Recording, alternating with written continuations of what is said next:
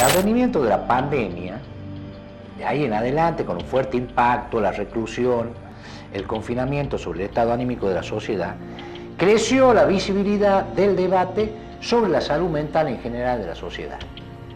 En este tema en particular, tiene un impacto conmocionante, emotivo, lo que genera en la población adolescente que tiene menos herramientas, atraviesa una etapa de la vida muy traumática en general y se viene a sumar este fenómeno que emergió, repito, durante la pandemia. Tenemos algunos números, Pablo, ¿no? Sí, las estadísticas indican que en Argentina el suicidio es la segunda causa de muerte entre adolescentes.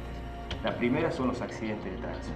Este informe, que fue elaborado por el Ministerio de Salud, fue publicado en el año 2021, indica que los jóvenes de entre 15 y 19 años son los quienes más incurren en este tipo de conductas. La tasa es del 12,7 suicidios, en tanto que en varones es de 18,2 y en mujeres de 5,9.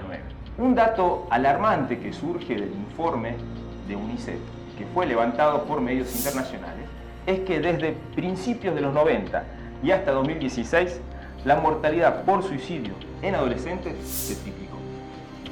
Si nos referimos a la realidad local, hay que decir que los últimos datos oficiales que se tienen son del año 2021, datos a nivel Ministerio de Salud de la Nación, ¿no? Y en los que dan cuenta de que Catamarca está a la cabeza en lo que tiene que ver con la tasa de suicidio de adolescentes, cabeza a nivel nacional junto a Jujuy y a Salta. Bueno, el suicidio, digamos, es la cúspide, el grado más extremo de la autoagresión.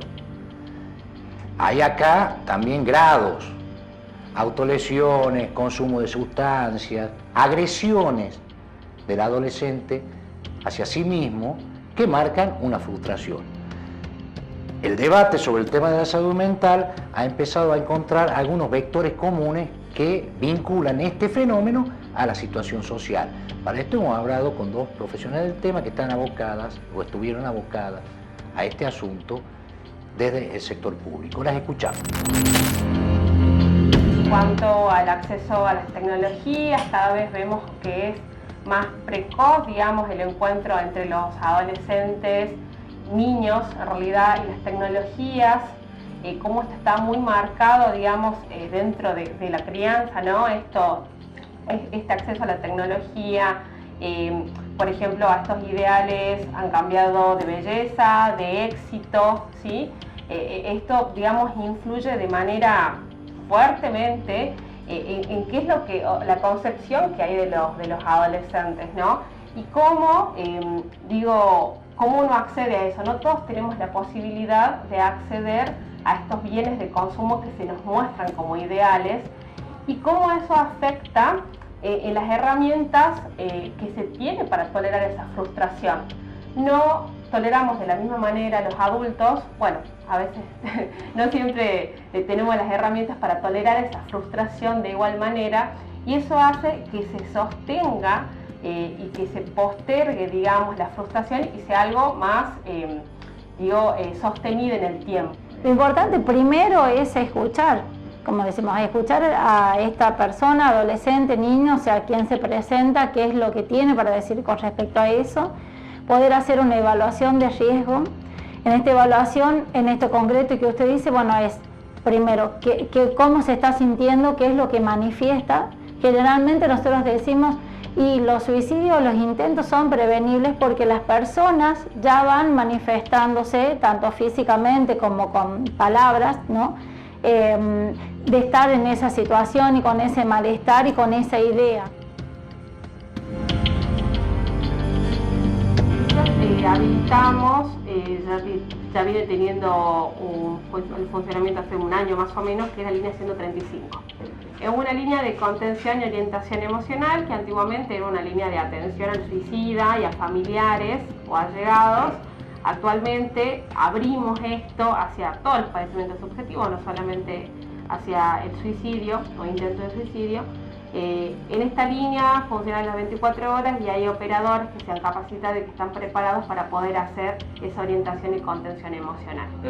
¿Sí? Pueden llamar a esa línea en el caso de que sientan que no puedan hacer digo, como esta primera escucha, o esta escucha en realidad más acabada o más activa, ¿sí? O que no pueden lidiar en ese momento con esa situación, ¿no? Porque también sí entendemos que es fuerte preguntar, ¿vos te querés suicidar? ¿En algún momento pensaste en la idea de muerte? ¿Sí? No es fácil para un padre quizás preguntárselo eso a su hijo, pero sí es importante empezar a ponerla en palabras y sí es importante empezar a hablar del suicidio y de los otros padecimientos subjetivos que nos pasan. Problemáticas sociales las que están afectando a cada uno de los seres humanos, entonces hay una corresponsabilidad interinstitucional, digamos, o sea, entre otros efectores, de otros sectores también de la sociedad y de la comunidad en general, ¿no? Porque en esto que decimos, cómo vamos acompañando los procesos evolutivos de nuestra infancia y de nuestra adolescencia, tiene que ver también en los tiempos que nosotros le dedicamos, ¿no? a poder comunicarnos, a poder saber cómo están, a qué hora vuelven, cómo han transitado el día, si va a la escuela, cómo te fue a la escuela, qué pasó. Poder ubicar también en cuáles son los momentos o los lugares donde tal vez nuestros niños, niñas, adolescentes se sienten incómodos o ha pasado algunas situaciones que no tuvieron como herramientas para poder desenvolverse, para poder responder.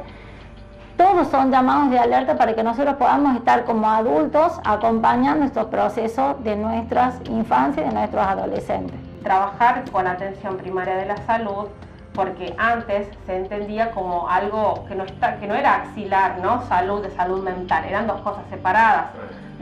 Fuertemente ahora en la actual gestión del Ministerio y de la Secretaría lo que estamos trabajando es que sí, no hay salud sin salud mental y poder hacer que todo atención primaria de la salud pueda ser, digo, si por ahí alguien no se siente preparado como papá, pero sí ese primer diagnóstico se puede hacer en los centros de salud más cercanos a cada domicilio, ¿sí? Entonces eso sí es una herramienta fundamental y un recurso fundamental, además de la línea.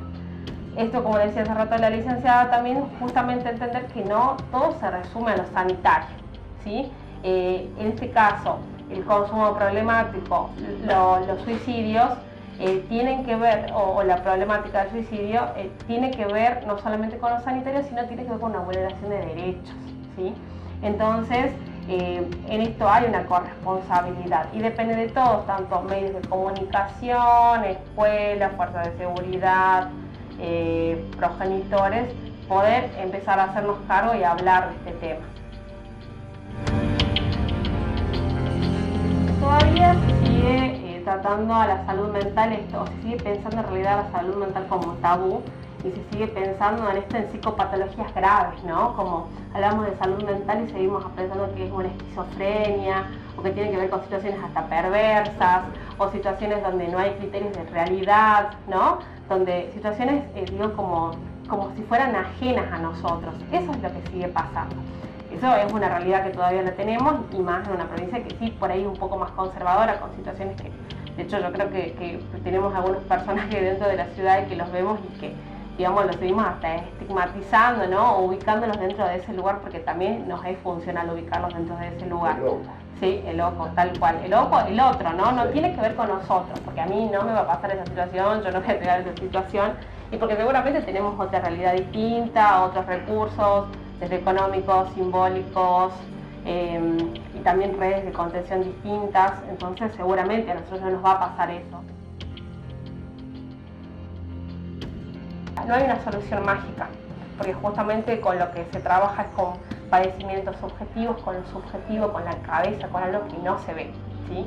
Entonces, no es lo mismo que uno pueda ir por una quebradura, por un dolor de cabeza, de panza, porque tiene diabetes, que se trata, digamos, ya desde una situación más médica, más clínica, sino estos son procesos y que quizás hasta una medicación no funcione y tenemos que cambiarla, o no requiera medicación, que requiera psicoterapia, o requiera quizás tener o cambiar de contexto, o tener más actividades, no sé, al aire libre. Entonces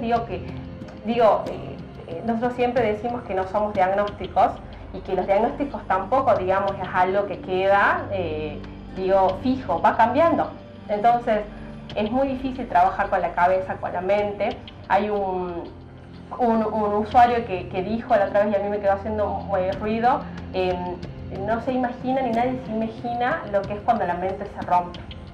Y cómo uno hace para volver a pegar esos pedacitos de la mente, y es imposible poder hacerlo sin el acompañamiento del Estado y de la red de contención de tus familiares y amigos. Tenemos dos tipos de exclusión. Una exclusión que es de orden material, que tiene que ver con el poder adquisitivo y el posicionamiento dentro de un ecosistema social, dentro de una clase. Y un segundo tipo de exclusión, vinculado por supuesto con el primero, que es el simbólico. De la conversación con las doctoras surge que el impacto de este elemento simbólico se ha incrementado por la proliferación y crecimiento de las redes sociales. Como es que el adolescente está expuesto a unos ideales en términos de belleza, en términos de poder adquisitivo, en términos de destinos de viaje, en términos de consumo en general, que le resultan inalcanzables. Y de esta manera se va generando una frustración cada vez mayor, que se va alargando hasta que, en el peor de los casos, termina en la autodestrucción. En este marco general, también señalan que hay una carencia de profesionales específicos para dedicarse a este tema. El Estado mismo no da abasto, por muchos esfuerzos que se pongan, a raíz del volumen que ha alcanzado el problema, de tal manera que sugieren avanzar en un abordaje más integral y de orden social. Lo que hay que cambiar, digamos, son las referencias sociales. Esto es un trayecto muy largo, obviamente, y requiere tomar previsiones en el mientras tanto, más allá de que no sabemos cómo evolucionar este asunto. En la última elección política, gana Javier Milei. Es la primera elección presidencial que se produce después de la pandemia. Y es como en esa elección y en ese proceso emergieron muchos componentes que parecían incomprensibles y que a medida que avanzaron los análisis se fueron vinculando con ese fenómeno que hizo como eclosionar todo este tema de la salud mental. Por las características del personaje que terminó ganando la elección, por las características de su electorado. En gran medida, Milei, aparte del hartazgo, aparte del sostenido fracaso de la gestión política de la Argentina que viene desde hace 15 años, también conectó con una parte de la sociedad muy dañada emocionalmente y con una parte de la sociedad muy joven. Gran parte de su universo, por ejemplo, que votaba por primera vez y que se volcó hacia esa opción. En esa elección, más allá del resultado y de los análisis específicamente políticos que podrían hacerse, podrían haber también algunas claves para empezar a entender el fenómeno en el que estamos inmersos. Hay un déficit en los servicios de salud mental a nivel mundial porque no hay profesionales, ¿sí? No hay profesionales, no los va a haber, y justamente algo interesante que se pudo hablar en la cumbre se decía esto: ¿con cuántos profesionales se resuelve esta crisis, ¿no?, de los servicios de salud mental? Y justamente la respuesta era: no se resuelve con más profesionales, se resuelve de manera social, no de manera sanitaria, ¿sí? Se resuelve haciendo que todas las otras políticas sociales, económicas, acompañen a la salud mental y que toda la sociedad pueda empezar a hablar de salud mental, así como hablamos de fútbol en la mesa. Esto era muy interesante porque lo decía el ministro de Salud de Estados Unidos, que cómo se cambiaba justamente esto, que en vez de hablar de fútbol, o sigue hablando de fútbol y sigue hablando, por ejemplo, de Los Ángeles de la TV o alguno de esos programas que se ve, digamos, al mediodía o del noticiero, empecemos a hablar de salud mental también dentro de las mesas, ¿no? Empecemos a poner palabras en palabras como estas situaciones.